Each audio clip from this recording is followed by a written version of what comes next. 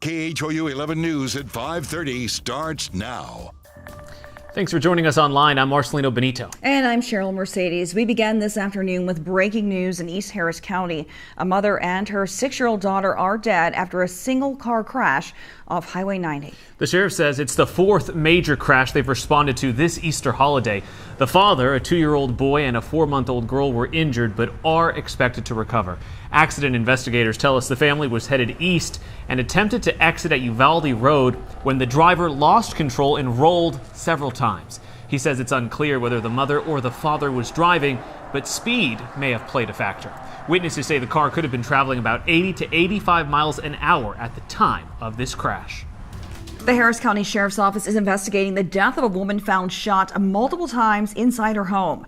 Deputies found her body at the home on Verde Trails Drive this morning, but they believe she was killed last night. Right now, they are questioning a man who lives with the woman. He wasn't home when they got there, but they tracked him down later. Houston police are searching for a man who shot 3 people at an apartment complex on Winsome Lane. That's on the west side. Police say the shooter lives at the complex and opened fire after going to a neighbor's apartment multiple times to complain about loud music coming from a party.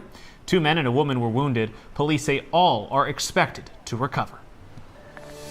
To the weather now on this Easter Sunday, warm and humid, but a cold front, will you believe it, expected to arrive this week. Let's turn now to meteorologist Kim Castro for more on that. Hi, Kim. Hey guys, good evening and happy Easter. Yes, we are watching a couple different things on radar. First and foremost, we got plenty of cloud cover and humidity still around. So you see that little green for tomorrow morning. I think that could be a little patchy, dense fog. And then we turn our attention to that front you were asking about. That's a snapshot at 1 a.m. So overnight, Monday into Tuesday, we could see a couple of stronger storms try to push into our far northern and western counties, but otherwise it's a pretty lackluster front. I mean, check that out. 8-9 o'clock, maybe a spotty shower lingering into the late morning. By around noon, the showers are exiting off the coast, and then we start to clear our skies out. Finally, you'll see the return of sunshine. So let's start with that chance for some patchy fog. I think the thickest fog will develop when most of us are sleeping. So that's a snapshot at 4 a.m. As you're trying to head out the door into work. If you're traveling along the North Freeway, you could see some trouble spots,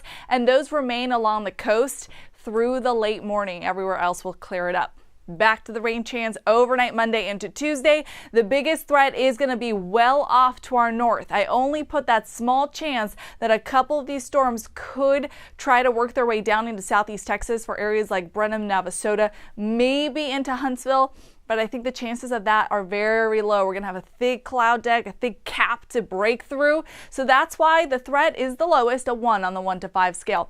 Not to mention the models don't have much of any rain accumulating with this front. I mean, a widespread ½ an inch or less for the spots that get the rain. Some areas won't see it, but they'll feel the effects of that front that passes through. Right now, 78 degrees, that strong breeze rattling the camera there out of the south-southeast, 17 miles an hour. So still pumping in that Gulf moisture, which is height of the dew points into the upper 60s. That means it's still a sticky evening throughout the rest of your Easter evening plans. Temperatures are going to stay mild in the low 70s and warm still for tomorrow, 87 degrees ahead of that front. Tuesday, for the most part, still warm.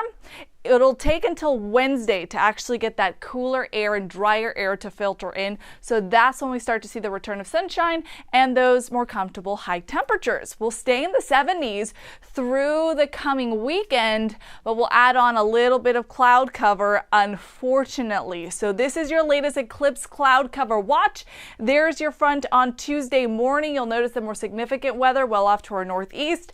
And then we're watching the coming weekend and especially Monday at 1:30 closely, and we continue to see the chance for not just clouds, but some storms that continue into the following week past April 8th, which is Eclipse Day. Again, I'll keep updating you run after run, and hopefully we start to see some better news. Here's a 7-day forecast, though. Only a 30% chance with that front of shower activity. Otherwise, it is an easy, breezy, beautiful spring week ahead, guys. All right, thanks so much, Kim. Christians in Houston and around the world are celebrating Easter today. It's the holiest day on the Christian calendar.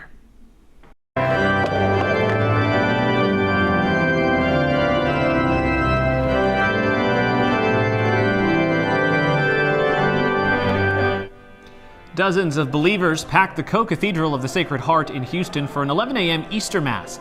Bishop Italo Del Oro presided over the service. And the Easter tradition wouldn't be complete without an egg hunt. Unity of Houston held its annual egg extravaganza this afternoon. Around 500 kids from the church and surrounding neighborhoods showed up, baskets in hand.